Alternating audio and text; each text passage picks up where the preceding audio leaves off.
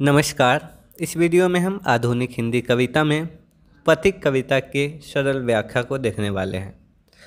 पथिक कविता के कवि है राम नरेश त्रिपाठी। तो हम कविता की व्याख्या से पहले राम नरेश त्रिपाठी जी का साहित्यिक परिचय, संक्षिप्त परिचय को देखेंगे। उसके बाद कविता की व्याख्या को पढ़ेंगे। तो आइए देखते हैं राम नरेश त्रिपाठी जी का परिचय। नरेश त्रिपाठी हिंदी साहित्य के प्रसिद्ध आदर्शवादी कवि थे, जिनका जन्म सन 1889 ईस्वी में उत्तर प्रदेश के जौनपुर जिले के कोयरीपुर गांव में हुआ था। उन्होंने औपचारिक शिक्षा भले ही अधिक नहीं पाई, परंतु स्वाध्याय और देशाटन से उन्होंने गहरा साहित्यिक ज्ञान अर्जित किया। वे ग्राम्य जीवन, त्याग और देश प्रेम के कवि थे। उनकी भाषा शुद्ध परिमार्जित खरी बोली है, जिसमें संस्कृत शब्दों का भरमार है। उनकी शैली सरल, संगीतमय और भावपूर्ण है, जिसमें अलंकार स्वाभाविक रूप से आते हैं। उन्होंने स्वच्छंदतावादी काव्यधारा को आगे बढ़ाया और तुलसीदास से प्रभावित होकर काव्य साधना की।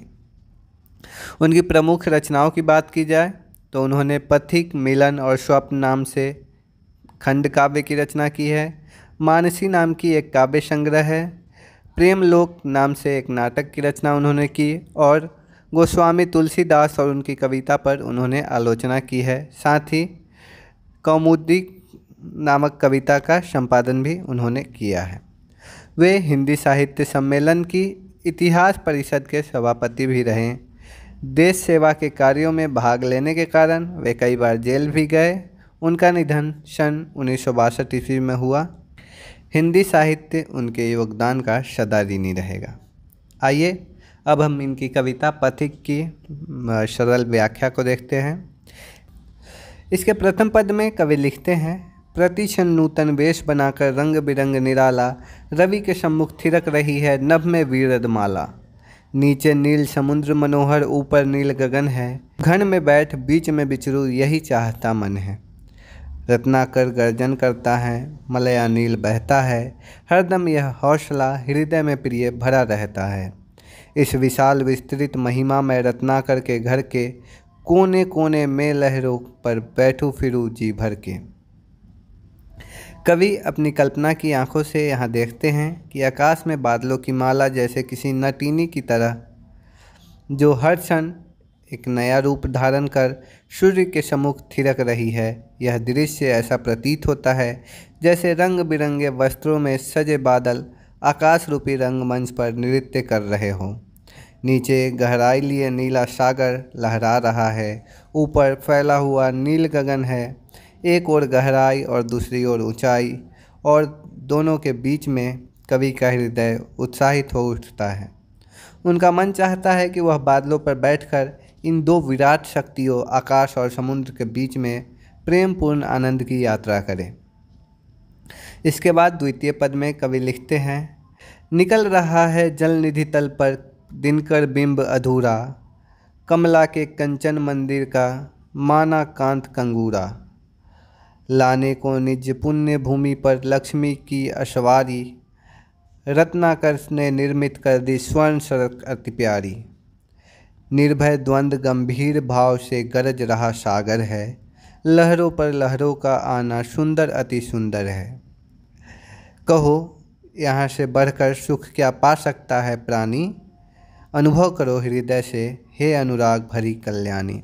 यहाँ कवि बता रहे हैं कि जैसे सूर्य जब समुद्र तल से ऊपर उठता है तो उसकी अधूरी छवि जल की सतह पर उभरती है। कवि को ऐसा लगता है जैसे यह दृश्य देवी लक्ष्मी के कंचन मंदिर के कंगूरे जैसा है, जो स्वर्ण आभा से जगमगा रहा हो। समुद्र मानो अपनी पूरी शक्ति लगाकर इस दिव्य सवारी के स्वागत हेतु एक स्वर्णिम सड़क बना रहा हो। मलयाचल की शीतल पवन बह रही है। मलयाचल मतलब पर्वतों से जो आने वाली शीतल हवा है वह बह रही है, और समुद्र अपनी विशालता, गहराई और गंभीरता के साथ गरज रहा है। इन लहरों की चंचलता और सौंदर्य को देखकर कवि का मन मुग्ध हो जाता है। वह कहते हैं कि इससे बढ़कर और कौन सा सुख प्राणी को प्राप्त हो सकता है। यह तो साक्षात स्वर्गिक आनंद का अनुभव है। इसके बाद तीसरे पद में कवि लिखते हैं, जब गंभीरतम अर्ध निशा में जग को ढक लेता है, अंतरिक्ष की छत पर तारों को छिटका देता है। सस्मित वदन जगत का स्वामी मृदु गति से आता है। तट पर खड़ा गगन गंगा के मधुर गीत गाता है। उससे ही विमुग्ध हो नभ में चंद्र विहंस देता है। वृक्ष विविध पत्तों पुष्पों से तन को सज लेता है। पक्षी हर्ष संभाल न सकते मुग्ध चहक उठते हैं। फूल सांस लेकर सुख की सानंद महक उठते हैं। यहाँ कवि बताते हैं कि जब रात्रि के अंधकार में आकाश गहरा हो जाता है, जब उसमें तम यानी अंधकार छा जाता है, तब उस नीले अंबर की छत पर असंख्य तारे बिखर जाते हैं। यह दृश्य मानव सृष्टि का दिव्य श्रृंगार है। तभी चंद्रमा धीरे धीरे अपनी मृदु गति से प्रकट होता है। वह किसी सौम्य सस्मित मुख वाले प्रभु के समान है, जो गगन गंगा के किनारे खड़ा होकर मधुर संगीत में खोया है। यह संपूर्ण वातावरण इतना आकर्षक है कि वृक्ष अपने तन को पत्तों और पुष्पों से सजा लेता है। पक्षियों की चहचहाहट, फूलों की मंद मंद सुगंध, सब इस दिव्यता में सम्मिलित हो जाते हैं। यह न केवल एक दृश्य है, बल्कि यह एक संगीतमय अनुभूति है, प्रकृति के रोम रोम में बहती प्रेम की लय का। चौथे तथा अंतिम पद में कवि लिखते हैं, वन उपवन गिरी सानु कुंज में मेघ बरस पड़ते हैं। मेरा आत्म प्रलय होता है, नयन नीर झरते हैं। पढ़ो लहर तटत्रीन तरु गिरी नभ किरण जलद पर प्यारी। लिखी हुई यह मधुर कहानी विश्व विमोहन हारी। कैसी मधुर मनोहर उज्ज्वल है यह प्रेम कहानी। जी में है अक्षर बन इसके बनु विश्व की बानी। स्थिर पवित्र आनंद प्रवाहित सदा शांति सुखकर है। आह प्रेम का राज्य परम सुंदर अतिशय सुंदर है।